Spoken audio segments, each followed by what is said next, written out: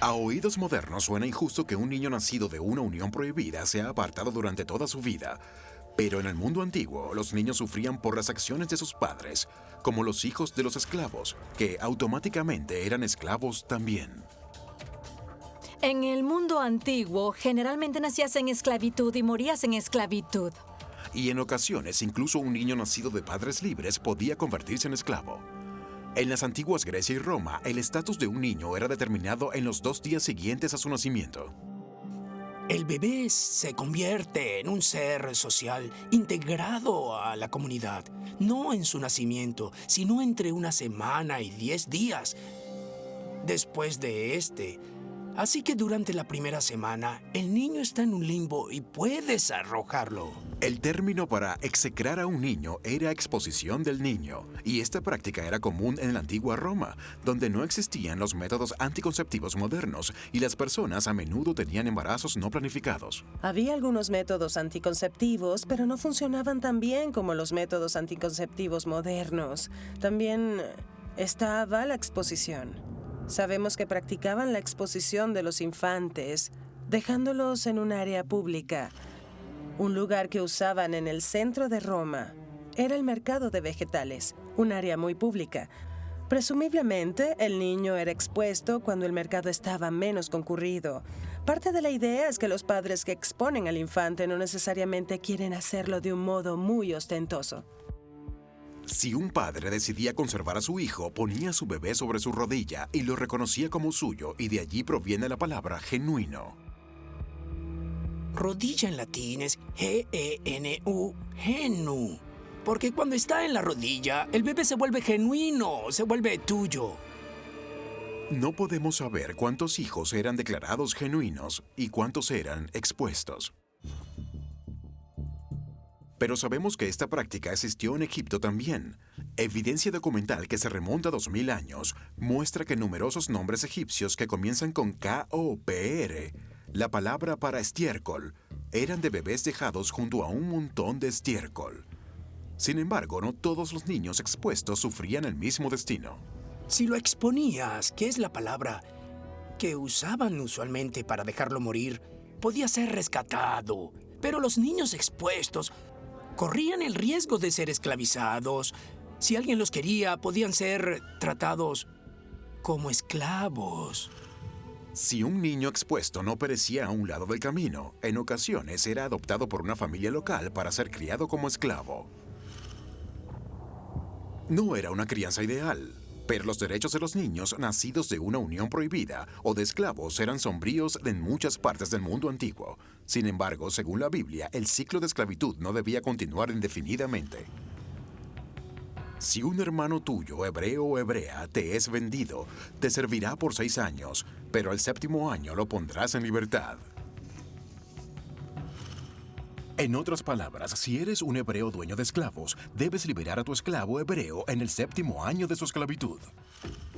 Pero como veremos, no todos los esclavos elegían la libertad. Si la persona decide que desea quedarse en la familia del dueño de esclavos, el amo debía atravesarle la oreja con un punzón y perforársela. En tiempos antiguos, las personas a menudo pasaban todas sus vidas en esclavitud, pero una regla bíblica rompe ese ciclo. Si un hermano tuyo, hebreo o hebrea, te es vendido, te servirá por 6 años, pero al 7º año lo pondrás en libertad.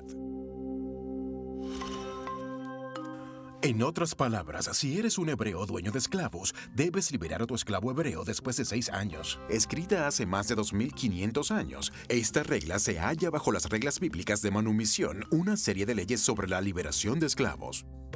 La obligación de la ley bíblica es tratar al esclavo casi como un miembro de tu propio hogar, de tu propia familia. ¿Tienes obligaciones con ese esclavo? Tratar a un esclavo como un miembro de tu familia era una idea radical en una época cuando muchas culturas antiguas consideraban subhumanos a los esclavos. Pero, ¿cuál es el significado de liberar a los esclavos en el 7º año? 7 es uno de esos números perfectos en la tradición bíblica. En el mundo antiguo, las personas creían que el número 7 poseía un poder místico astrológico. La astrología figura en las escrituras porque había un entendimiento muy primitivo del universo y su funcionamiento en esa época. Así que, naturalmente, cuando veías el cielo, las estrellas y los planetas, existía la creencia de que, de algún modo, lo divino era parte de esa vista luminosa. Muchas sociedades antiguas usaban la numerología para explicar los patrones que no entendían muy bien. Y en la antigua India, el número 7 se relacionaba con su creencia del cielo y el infierno. 7 reinos que se extienden sobre la tierra y al final en la mitología india hablan de los 7 que se extienden hacia abajo. Incluso hoy, los hindúes creen que una persona viaja a través de estas 7 esferas para alcanzar la inmortalidad, y los antiguos israelitas también creían en el poder del 7. El 7 es la marca de la culminación. En Génesis 1 dice que Dios creó el mundo trabajando por 6 días y que en el séptimo descansó. Y también se dice que bendijo el séptimo día y lo hizo sagrado. Así que Él construyó el séptimo día en la estructura del universo. Ese es el modelo de la observancia del Sabbat en la Biblia. El Sabbat, el día de descanso, era una tradición israelita esencial. Cada séptimo día el trabajo se detenía e incluso cada 7 años las personas dejaban de labrar sus tierras. Es una práctica que debía honrar la creación del universo por Dios y la propia libertad de los israelitas como pueblo. Para los judíos antiguos, evocaba el recuerdo de ser esclavos en Egipto. No hay días libres cuando eres esclavo. Cuando Dios instituye el Sabbat, les dice, oigan, no soy un esclavista. Quiero que se tomen un tiempo para descansar y recargarse. No serán 7 días a la semana, descansarán un día. El Sabbat era tan fundamental para los israelitas que permitían que sus esclavos lo observasen también. Muchos esclavos hebreos, de hecho, aprendían a leer, pues eso es lo que las personas hacían en el Sabbat. Dada la santidad del Sabbat y del año sabático, tiene sentido que los esclavos fuesen liberados en el séptimo año. Cuando llegue el año sabático debe llegar su libertad, pero era su elección. Pero asombrosamente, no todos los esclavos elegían ser liberados. Muchos en el mundo antiguo estaban más seguros financieramente que quienes trabajaban por jornadas. A un jornalero le pagaban por las 6, 7, 8, 9 horas al día que trabajaba y era enviado a casa. Regresaba la mañana siguiente y el jefe le decía, no tengo más trabajo para ti, márchate. El jornalero le decía, lo necesito para sobrevivir, no tengo cómo alimentar a mi familia.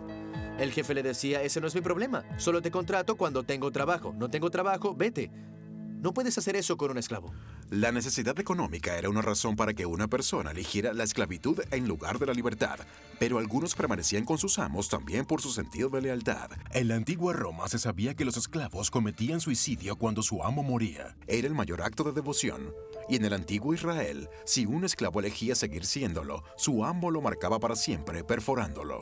Si la persona decide que desea quedarse en la familia del dueño de esclavos, el amo debía atravesarle la oreja con un punzón y perforársela. Y luego el hombre daba una declaración oficial. Amo a mi dueño y no quiero ser libre, y sería esclavo para siempre. La perforación representaba la elección del esclavo de seguir en cautiverio. Hoy podría ser difícil entender por qué un esclavo sería tan devoto a su amo, pero estas relaciones eran complicadas en tiempos bíblicos.